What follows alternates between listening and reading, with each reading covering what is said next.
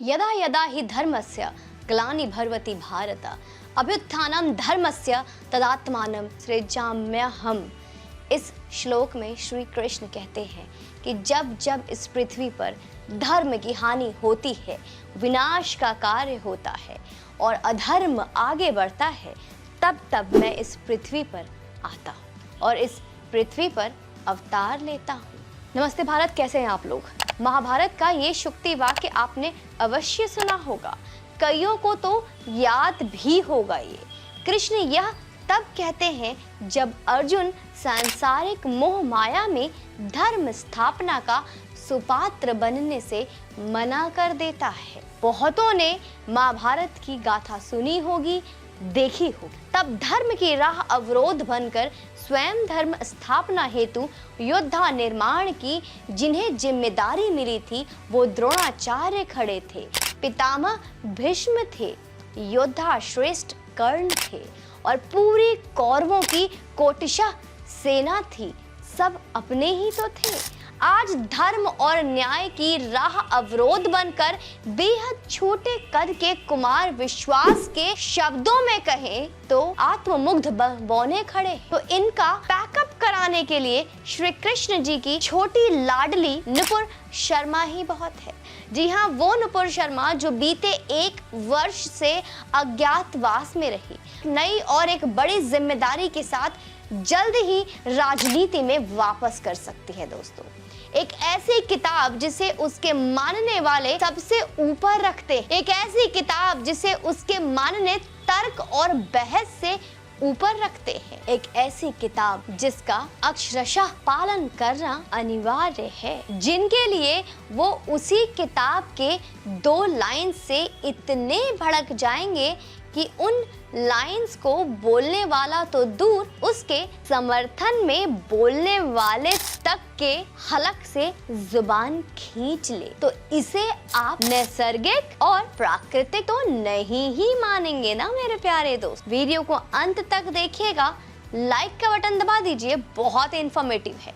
मेरे कहने का मतलब है कि ये नुपुर शर्मा के खिलाफ जो माहौल बनाया गया वो बहुत ही सुनियोजित ढंग से बनाया गया था और उसमें किसका किसका हाथ रहा, किसने टोल किट बनाई, किसने मोर्चा संभाला, ये सब सार्वजनिक है। बीते दिनों लगभग 1 साल के अज्ञातवास के बाद नुपुर शर्मा सार्वजनिक जीवन में फिर से देखी गई। तो उन्हें हमने दी वैक्सीन वॉर जो फिल्म अग्निहोत्री जी के द्वारा बनी, उनके प्रमोशन में हो रहे प्रेस कॉन्फ्रेंस में देखा गया, जहां वैक्सीन वॉर के निर्देशक विवेक रंजन अग्निहोत्री ने बड़े सम्मान से उन्हें मंच पर बुलाया। नुपुर शर्मा की वापसी ने जिसके होश अब सबसे अधिक उड़ा रखे हैं, वो वही है जिनका होश सीबीआई ने उड़ा रखा है, जिनके स्वास्थ्य मंत्री जेल में है, जिनके शिक्षा मंत्री जेल में है और संभव हो 1-2 मामले उन पर भी ऐसे चल रहे हैं कि वो भी जेल की हवा खा ले। महज एक प्रवक्ता से सनातनी जनमानस का गर्व तक का सफर नुपुर शर्मा ने कैसे तय किया, ये कौन नहीं जानता।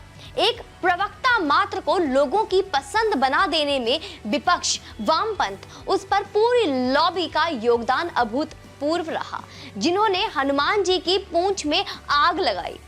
अनुमान ये लगाया जा रहा है दोस्तों कि बहुत जल्द नुपुर शर्मा दिल्ली भाजपा टीम में बहुत जल्दी वापस कर सकती है।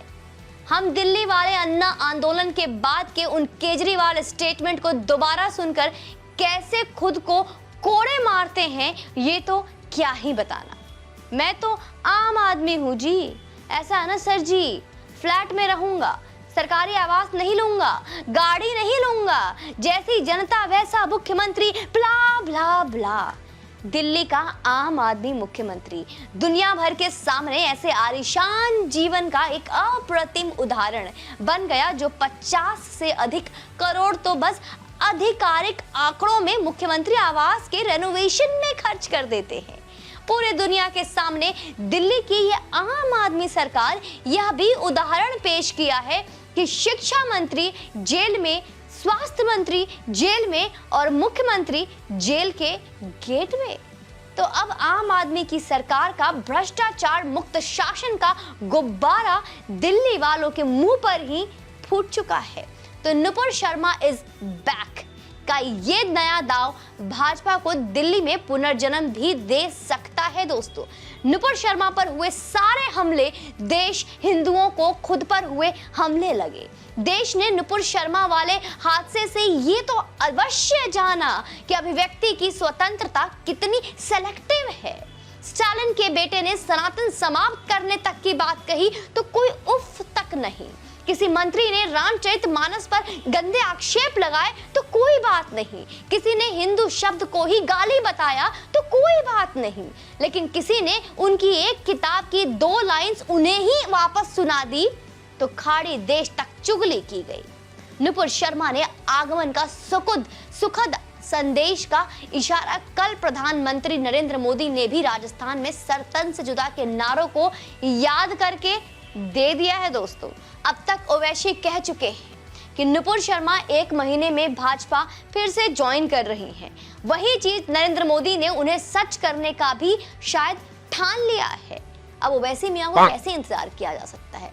अब दिल्ली नुपुर शर्मा का इंतजार कर रहा है। तो हिंदू अस्मिता के प्रश्न को फिर दिल्ली चुनाव से अलग नहीं किया जा सकेगा। ये भी संभव है कि नुपुर से जुड़ी यादें देश के हिंदुओं को उनके चयन में सहायक बनेंगे।